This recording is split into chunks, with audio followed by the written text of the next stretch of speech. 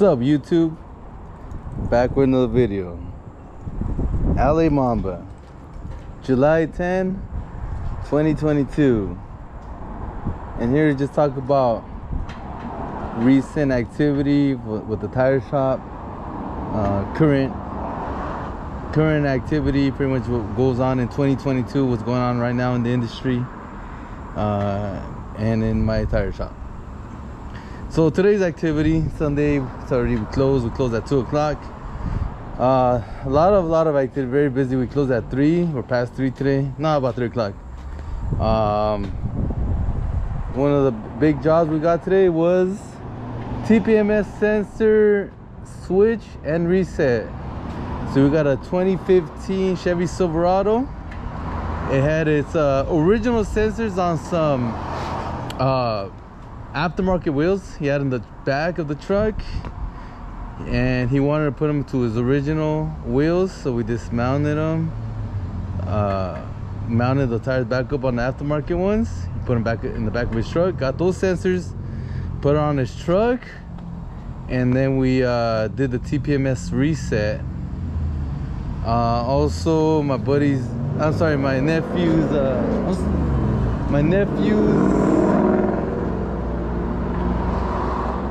friend's car, Subaru, had 2 bad tires, a bunch of balls on both of these tires, these Nankins, and see that ball all the way right there. We hooked them up with some used ones. We had a used 33 12 50 17 that sold. We got 245 40 18s pair that we sold, a bunch of single ones, 205 70 15 pair we sold. That one had original 215 70 15s, but we changed the size because nowadays there's a lot of shortages in tires in that size, so really hard to get that size, so we just put in what we had, 205 70 15s. Just a lot of different stuff. I mean, we sold 4 semi-truck tires, 11 22.5s. Buy them for $50. It's off for $165 each. Yeah, pretty much just patches, a bunch of patches and labors. So a lot of activity right now going on with the tire business. There's a lot of people that have, even though their jobs are not making much, but they need the tires. There's no way around it. It's a needed business that if you own a small tire shop, you have used tires, they're gonna be a high demand for those used tires that you have, especially if you're open on a Sunday and everybody's closed. Yeah, they'll wait. The big ass traffic in our shop. We had like the whole place filled, like the whole day pretty much, but people were just waiting to get their tires done, and they'll definitely wait. They won't leave because they need it, and you give them a good price, man, they'll definitely wait for you. But yeah, I've been talking to a lot of those truckers, man. The semi-truck drivers, man, they're hurting big time. They're getting killed, like, with that gas. Same story, every single owner operator, man, with the gas, it's killing them. He was telling me that he just let his workers work instead of him. He would rather sit home, even though he's not making money, but he'd rather give the work to his workers, that need to work more. And a lot of things have been changing. Like before they was paying $10.99, and now they gotta pay them on W2s. It just means more expensive because now you gotta pay workers' comp. Here in California, you have to do it. I don't know about other states. Maybe the same thing in other states, maybe not, I don't know. But you have to have workers' comp for your employees. So he was getting screwed big time on that, he said. So he probably, by the end of the year, he's gonna have to sell his truck too now, because That truck, it needs the filter, you know, that smog filter, whatever it's called. Is instead of a catalytic converter, they have these filters on these trucks. And when they get too old, that truck is not that old, by the way, but it looked like a 2010 to me. But once they get too old, they don't let you register here in California anymore. So you got to sell that truck out of state. So a lot of bad news for the truck drivers, man. I mean, that sucks, you know. I saw a lot of tires for truck drivers, but I have a buddy that does roadsters, one of my closest friends, and he's doing a lot of work, but he's doing work for a lot of the companies, you know, like the Amazon companies. You know, those, they're never gonna go out of business, you know. They're gonna just and the trailers for like the, you know, out in Long Beach, those what are they called? Those chassis. Those have to have tires too. So he's pretty much set forever for life too when it comes to that tire business. Road service for the semi trucks, very good business. Pay no rent. Bad thing about that business, though, everything has good and bad, but even though the gas is affecting him a little bit, well, somewhat, because he drives a lot every day, but that driving to the customers and back is a killer, because sometimes they don't want to pay him for the drive. So some customers do pay him for the drive forward and back, and some don't. They just want to pay for the service, and you know, that's that kind of sucks when you don't get paid for your service when you got to be doing. So that's one of the bad things about the mobile business. My friend also that mobile mechanic, same thing with him, but he didn't care about that. He just wanted to work. But if you really want to make money, you got to charge. You know, you got to charge what you're doing, because time goes by and you got to make your money. But that's a good thing about a tire shop business. You don't got to go nowhere. They come to you. Every time I sold on Craigslist, OfferUp, Marketplace, they come to you.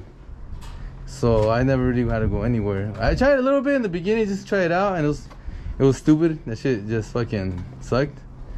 You get there, and then, oh yeah, I just spent money on fucking gas and shit. They'll give you a little, they'll fucking give you less for what, you know, you both agreed on and shit. And so I was like, man, this shit sucks. You'll sell tires, but it's like, fuck, what the fuck do I gotta pay for their fucking, you know,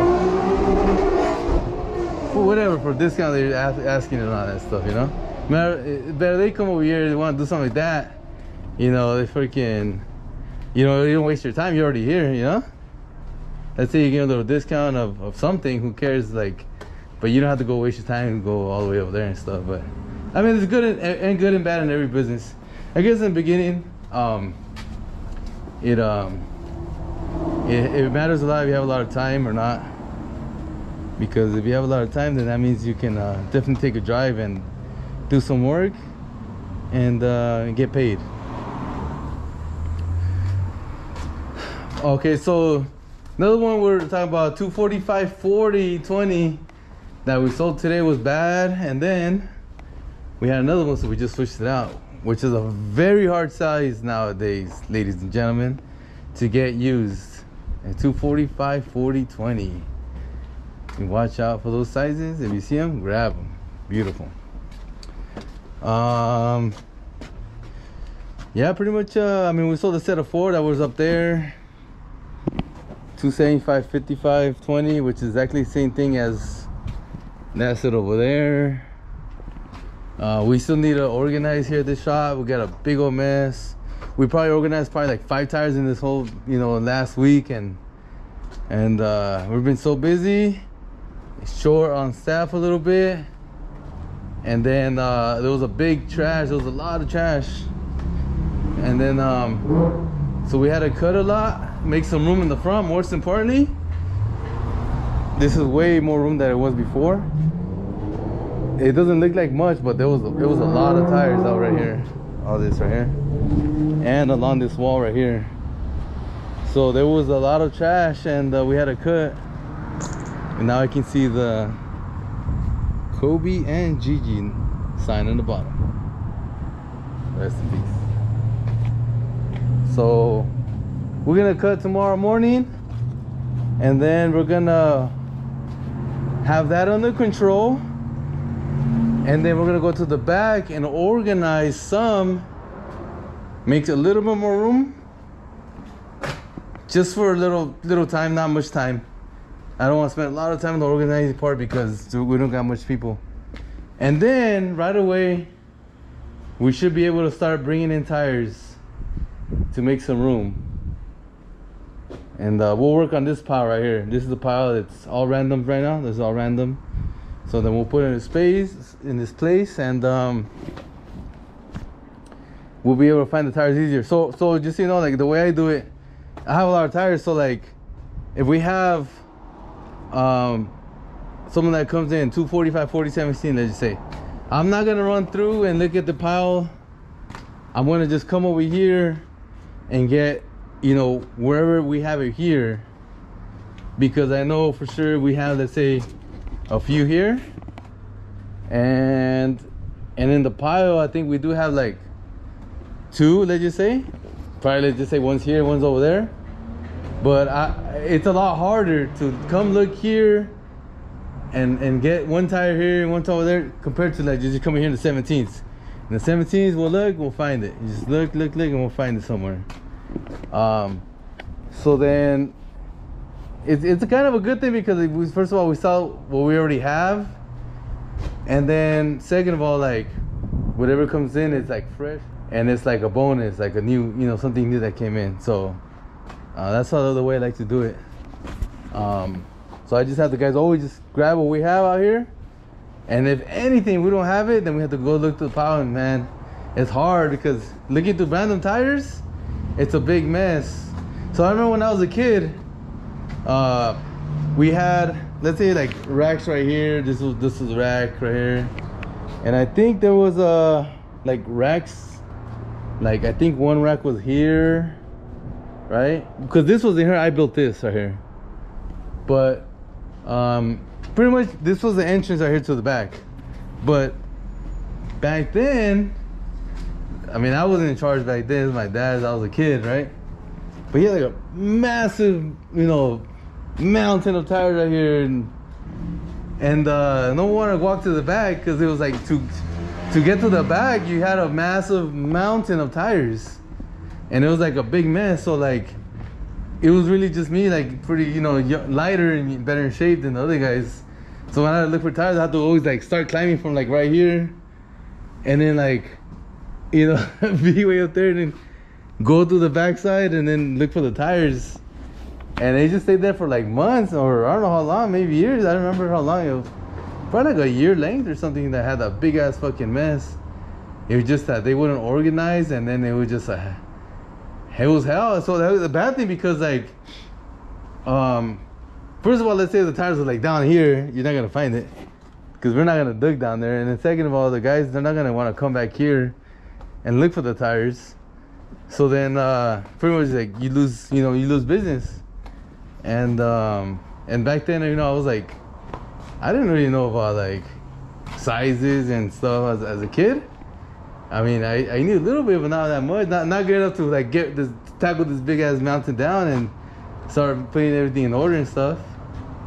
But yeah, you have way too much inventory sometimes. It's not a good thing. That's why you want to make little walkways around, so you can have big mess. Alright, the big mess is there and big mess is over there. We can work around it.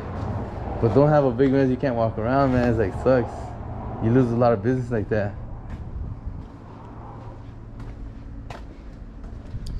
So on Wednesday, went to that real estate meetup. I go once a month. Took my nephew, and I took one of my buddies that wanted to learn about real estate. And I knew I was gonna be the winner out of that day. So check it out. So then he starts pretty much drilling me, and because I haven't really talked to him about real estate ever. I just, you know, I would always just, you know, do my thing, and he would just, you know, he's like more like a new guy in business. So then he just drilled me. How did I do this? How did I do that? How did I do this? How did I do that? How did I do this? When it comes to real estate. And then so yeah, just telling him, giving him all the answers, like how I do it and all that. And so then I wanted to teach him, that about like the syndication stuff that my buddy does. He has the real estate meetup. I wanted to take the camera, but man, it was just too much of a rush to get the camera just to show you the real estate meetup. But it was a packed house, and my buddy's the one that holds the real estate meetup. And I just telling my friend about how my other friend does the syndications. And so he learned what a syndication was. First of all, he's like, what is a syndication in real estate? And I said, okay, this is what it is. And I explained to him. And so yeah, so once you just, I saw you got a little, understood in real estate and all that. Then I started asking him questions about his business, and which was one of the, probably one of my main reasons I wanted to take this guy. Because I was like, man, his business is pretty cool. I like it. So he owns a all-state agency, car insurance. They also do the fire insurance and stuff like that, but mainly it's about car insurance that they do, home insurance and stuff, renters insurance and stuff like that. But he has a few agents under him, and pretty much he didn't have nothing, and that little guy made it happen. From putting from his friend together with him and his mom's money. They opened up an agency. They got agents. They recruited agents from other agencies. They got a location they rented, and then they started getting work. And so then, yeah, a few years later passed by. It starts bringing in the money. So what happens is that the cool thing about Allstate is that they have renewals, and the renewals are pretty much like automatic. Like, you have that much amount of money coming in when you book a business, and it's gonna come again next year because people renew their auto policies. Then pretty much they're gonna get their cut, right, which is 9% on the renewals. And so I was just, every business is different. In that case, in that business, it takes a little bit more to start a business like that. In the tire shop business, it takes a little less amount of work in a way, because open up a tire shop business, you just you get the place, you can start with how many employees you want, as much money or little money you have, you can just buy a little bit of tires. But mainly what's most important is your equipment and your tools, and all the airlines are connected to the compressors. The electricity boxes are like pretty much brand new. And then so you have all the most important thing, and then whatever's there, you can buy new ones and used ones, and then go up from there, right? Because it's never gonna end when it comes to new ones and used ones. It's just never gonna end. So in that business, you have to have, when you start, 4 agents. You have to have 100 cash in the bank. You have to have an insurance license, and of course you got to be super clean on your record. And you don't have to be super clean on your record when it comes to tire shop. You can just have all kinds of felonies and stuff like that and still open up a tire shop and be successful if you do it the right way, right? But the Allstate, you can't have any felonies and stuff like that. I mean unless it's like minor felony stuff, but not like big stuff. Your record's gotta be good, pretty much. You're working with an insurance company, so. But I saw that he explained to me the numbers, how it worked and how the business ran, and then he also told me that there's ways to buy businesses of those. So you're able to buy agencies. And I was like, hold on, now we're talking about what I like here. What are you talking about? What's all this about that? And he's like, okay, well, this is how it works. It goes off, these are the numbers, and it goes off of, usually people want to sell times 3 of what they have that renewal fee. So if it's coming in at $225 a year for the renewals, then you multiply that 3 times 3, and then people will sell their book of business if they're interested in selling times 3, and so you can also like negotiate on the price, and also it has nothing to do with it. It's just between owner to like buyer, in between you guys. They don't care what you sell for or buy it for or whatever, as long as you do everything right. When it comes, you have your insurance license, and you know your location's in the right place. It's not like, I don't know, not at your house or something, you know.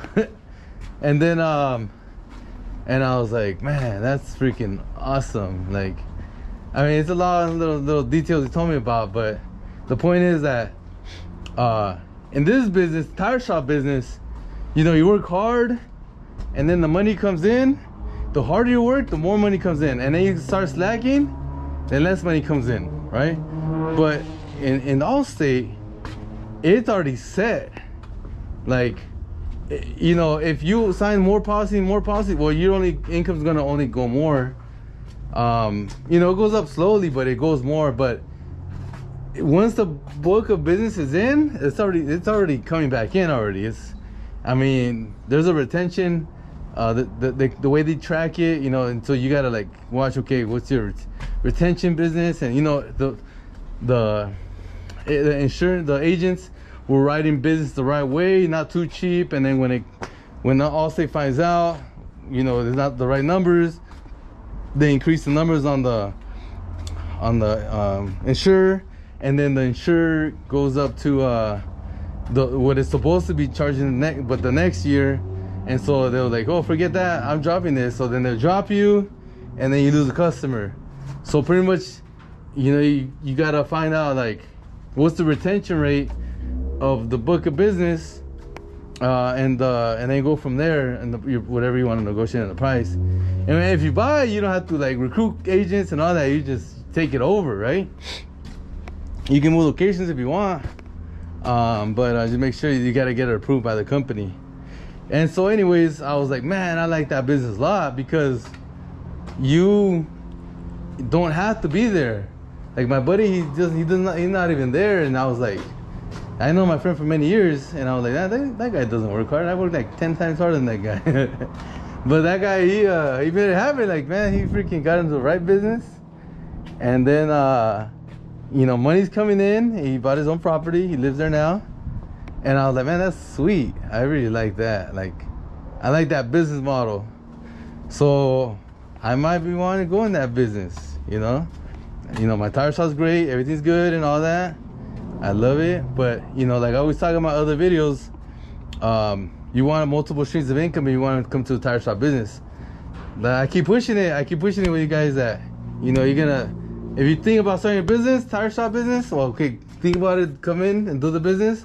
But at the same time, work at something else too, because this is gonna be able to open up, you know, your entrance to another business, your open doors to another businesses, whatever, real estate, tenants, I mean flips, whatever you guys like to do, whatever interests your business. I mean, there's a lot of other stuff I don't talk about, like the medical field and entertainment. That's some things that are also very intriguing for me someday. But I like to see what's going on right now in the industries. I like to see, you know, we're already in I already talked about last time that it's already came down already. Everything's already like, people are like starting to lose their jobs, businesses are crashing, and or getting hurt. Some industries are already getting hit bad. I mean, I don't gotta tell you those stories. You already guys see them with your friends and family, or you know that you know people or that know other people. And this is a business that's not affected, but